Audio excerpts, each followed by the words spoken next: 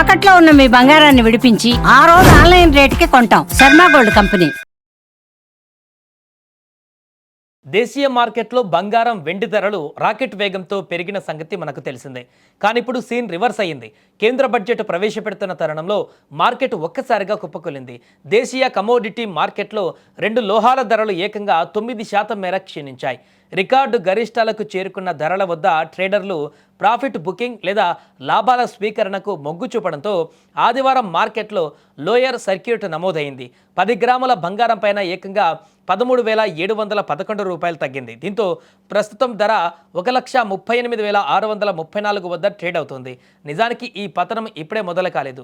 గత గురువారం కూడా బంగారం ధరలు ఏకంగా 31,617 మేర తగ్గింది. అది దాదాపు 17.2% పతనం.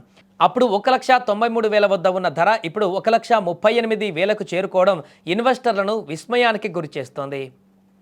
బంగారం మాత్రమే కాదు, వెండి కూడా అదే బాటలో పయనిస్తోంది. మార్చి కాంట్రాక్ట్ వెండి ధర ఒక రోజులోనే 26,273 మేర పతనమైంది.